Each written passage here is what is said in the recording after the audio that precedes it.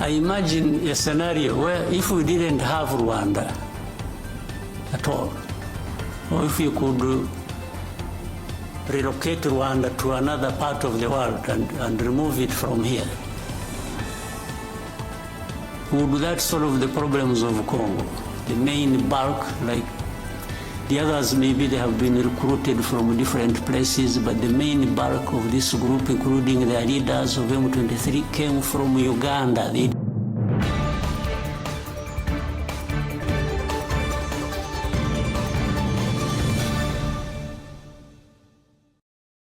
This problem of Eastern Congo, which I have in the past even explained as not just Eastern Congo problem, but Congo's problem as a whole, and the problem for our region, the problem for our continent and the rest of the world. But every time it is referred to as Eastern Congo problem, in a way rightly so, because it is centered there. But the cause of it and many factors that perpetuate that problem are from different parts of the world, including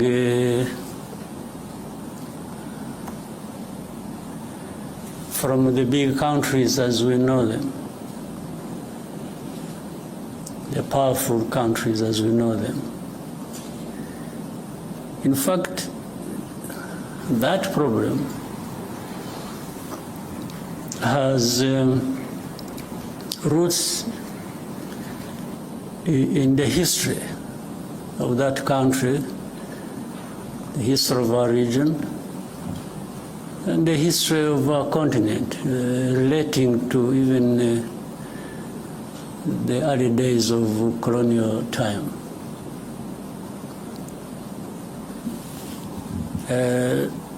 That's why many times I'm surprised. Let me go straight now to the issue raised, talking about, say, sovereignty, territorial integrity,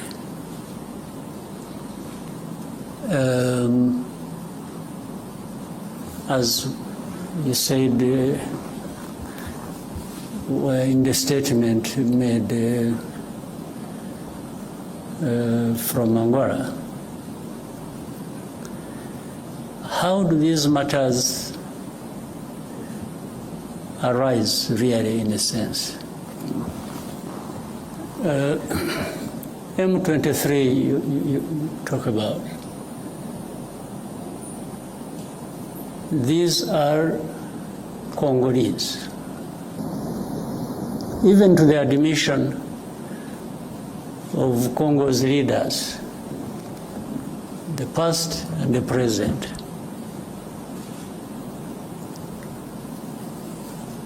Now, why are they fighting?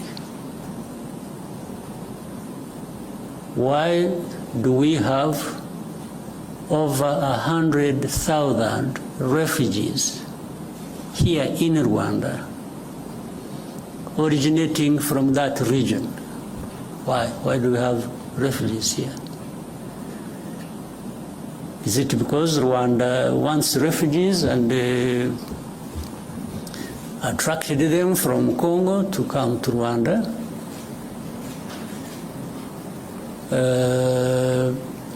I said the first question, M23, why would they be fighting? They just like fighting? So, in the fighting that is happening in Eastern Congo, and you call that violation of sovereignty, territorial integrity, how does it arise?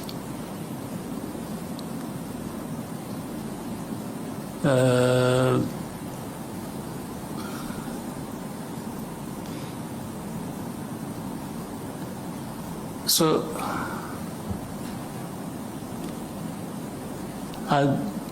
on one hand, these are Congolese. On the other hand, they are foreigners.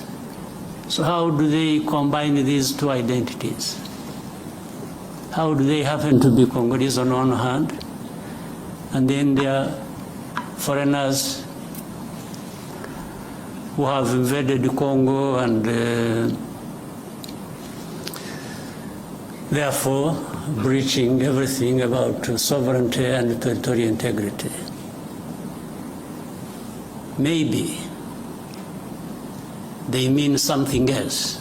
Let me also try to explain that. Those who make such statements, I would remind them and remind you here, and I know you know, people play like they are ignorant about things, yet they are supposed to be experts of that. This fighting that is happening in Eastern Congo, that has been going on for these last years, you mean here in this room, people don't know how that started? Where it originated from? These groups fighting in Congo, the fighting that was started 2 more years ago, these people fighting did not come from Rwanda as of the time the war started, or they started the war fighting. Maybe I even don't know whether it qualifies as such. These people they are of Rwandese background. I don't know whether it would even be right to say they originated from Rwanda. Most of them, Congo found them where they are or where they were.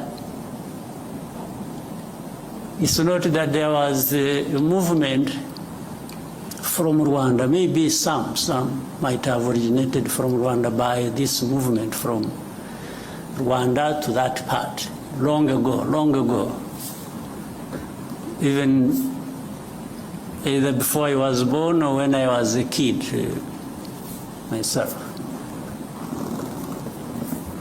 But what I meant that Congo found these people there has to do with this history I'm talking about, of colonial times and the drawing of colonial borders. But that's why also the Congolese leaders at one point admit that these are Congolese, and then try to find another reason and say, oh, but the fighting is supported by Rwanda. But they can't tell anybody and convince anybody that the actual people who are fighting now, who started this fighting we're talking about, came from Rwanda. They did not come from Rwanda.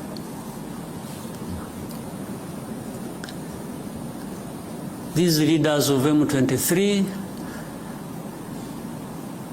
and the majority of their fighters came from Uganda, where they had been as refugees who ran away from, or as a result of solving the problem of 2012, 2013, when these people moved to Uganda, and others came here.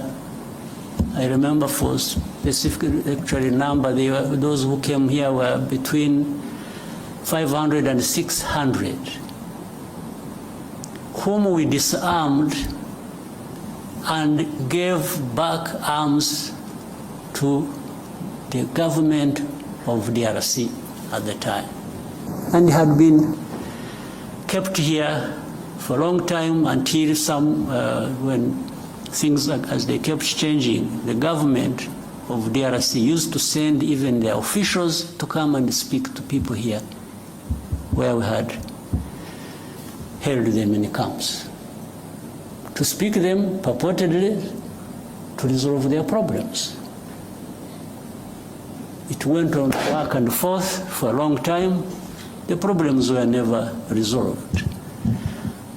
But these are not the ones who started the fighting. And if you want to see where these people, most of them are still here. The fighting was started by the main group that was in and from Uganda. So how did it become Rwanda's problem, honestly? What is the basis? And for how long do we explain this? Up to what point?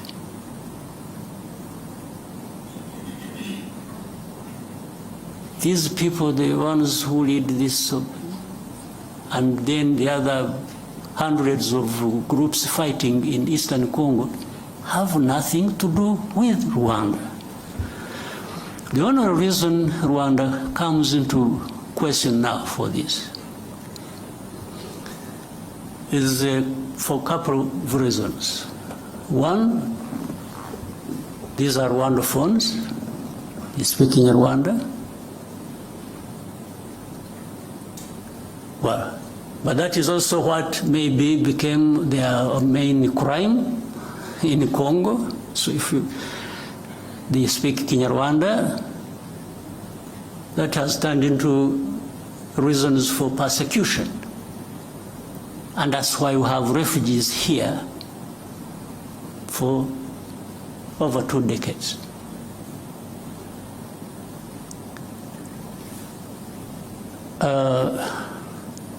The other reason is the FDLR that has been these genociders who have been in Congo for the last 30 years, whom the international community have really entertained. I think they have deliberately preserved them. I don't know for what.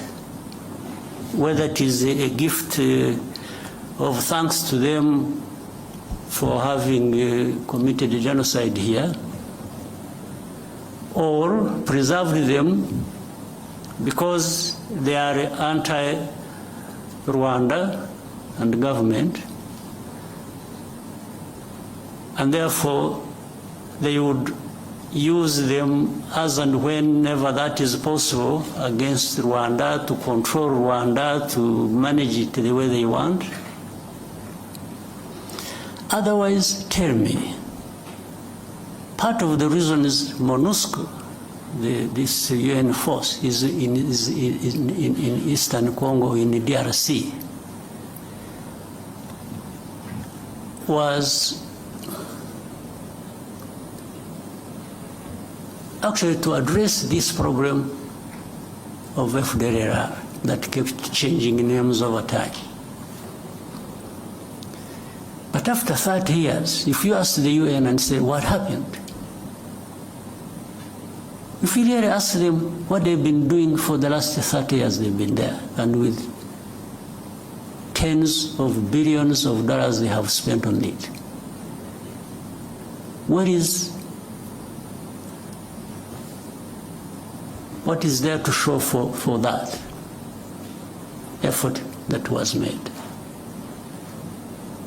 Only to end up blaming Rwanda for everything that is happening in Eastern Congo, or really in Congo, because Even all problems of Congo are blamed on Rwanda by these so-called international community members, and together and in support of the DRC government. If DRC government is not encouraged to take its own responsibility for its people and its country, and everybody joins them to blame others for their problems, how do you expect Congo to actually address these problems that affect all of us? How? So the statement you referred to, therefore, is part of this, I don't know what to call it, honestly, but it just doesn't make sense. It doesn't add up for any solution to the problems at hand that we need to be addressing. I don't see how. Well, I imagine a scenario where if we didn't have Rwanda at all, or if you could relocate Rwanda to another part of the world and remove it from here, would that solve the problems of Congo or of the region? Really? So, and people get lost in the blame game, this is this, this, that, and forget to really address the root causes of the problems we have and find a solution. And then you have geopolitics being played into all this. Then you have the blame of colonial times being managed somehow, because those who were involved in the colonial times and who are blamed for it have the power to manipulate, and always fall short of doing what is right. You find they have groups they create, and they say groups of experts. I mean, how do you expert in doing what? Then you find the groups of experts. These experts are led by people who are supposed to come and really cover up the blame that should be leveled against those who are responsible for those literary crimes of that past of colonial times.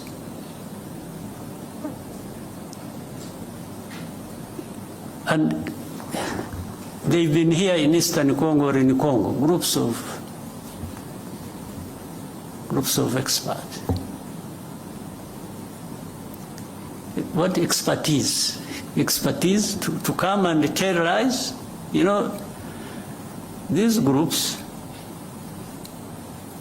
the people making up these experts, you know, in broad daylight, killings, persecution,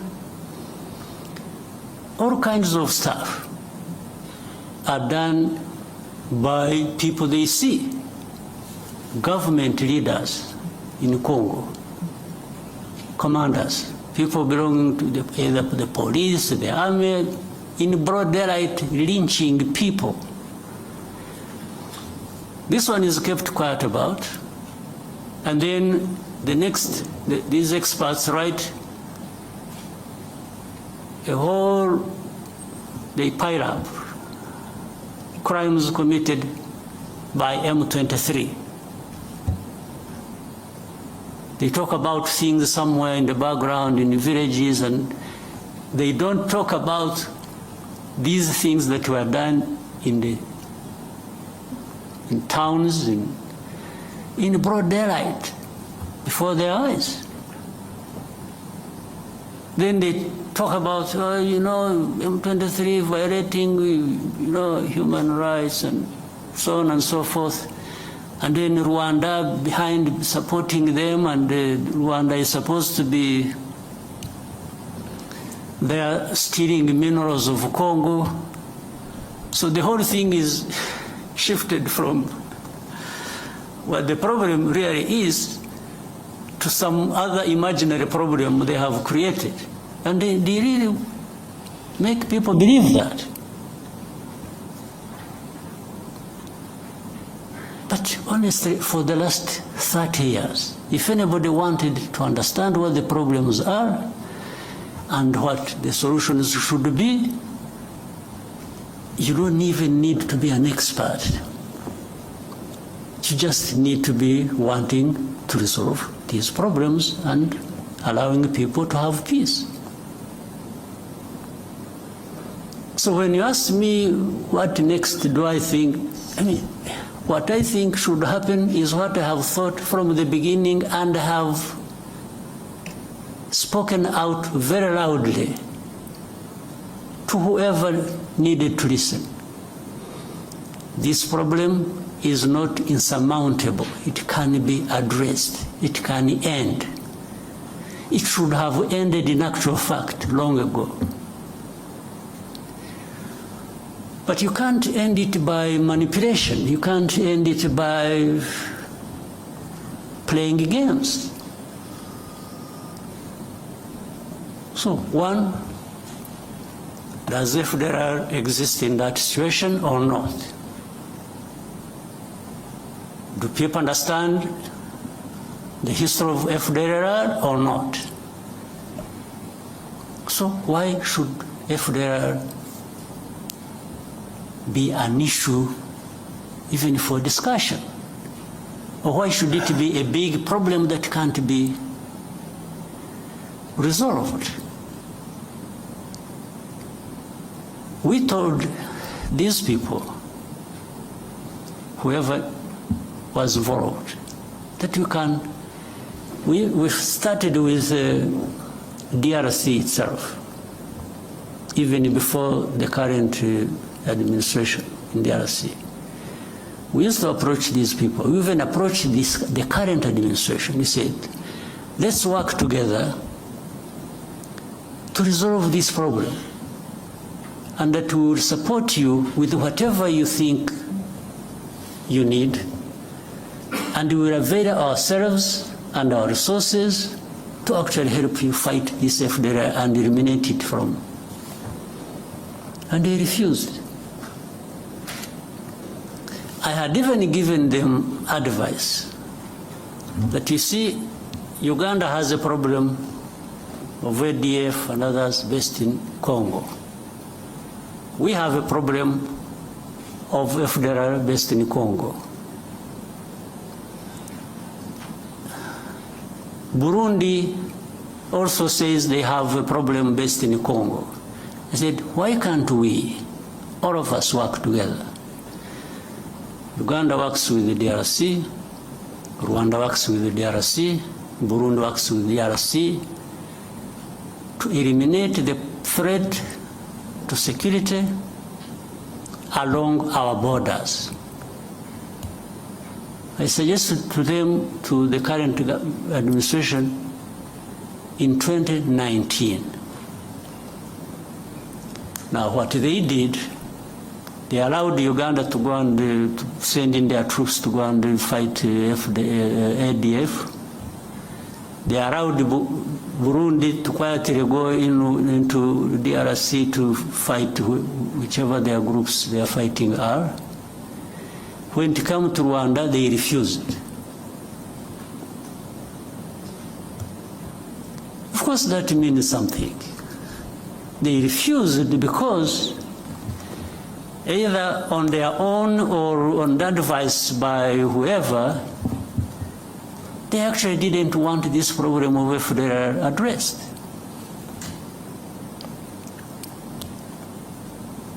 This was way before this M23 problem flared up.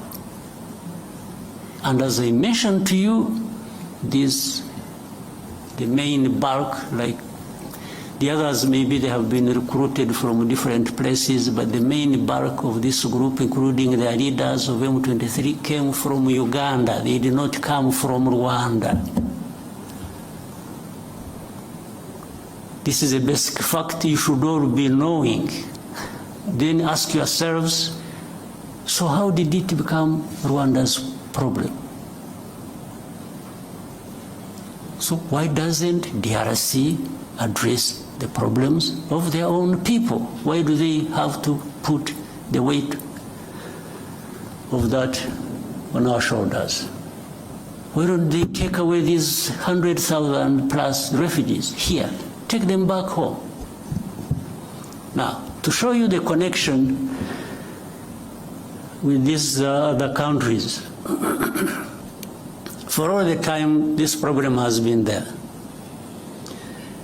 Some of these refugees, these countries, United States, Canada, Scandinavian countries, other countries, they've been coming here and selecting people from these camps that they would go and relocate in their countries.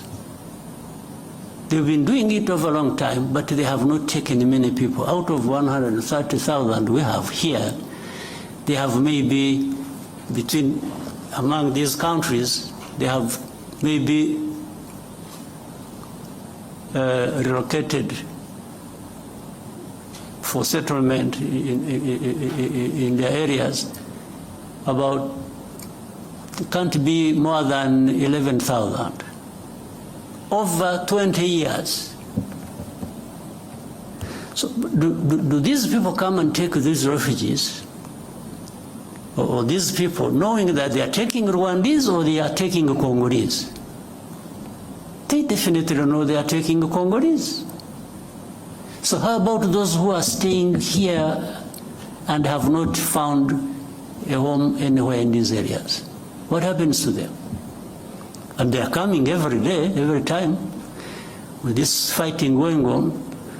So then they quickly find a solution in saying, let's blame Rwanda for everything. Then they make statements. Rwanda-backed M23 is doing this, is doing Rwanda every day. Rwanda must remove their forces. So I asked another time when you were having a conference like this, if anybody thinks Rwanda is in DRC, why should Rwanda be in DRC? They should ask themselves that question. If you want to blame Rwanda for being in DRC, can you also make an effort and try to reason and say, okay, but yeah, it's true, Rwanda is in DRC. Rwandan forces are in DRC. But why? Why should they be in DRC? So that's why they quickly find an answer and say, they are there to steal minerals. Okay, suppose that is also true, if you think that is true. What happened to FDLR? Or what happened to what produced refugees to be here in their hundreds of thousands? What happened? Why? Was it because RDF was stealing minerals in Congo? That's why these refugees came here?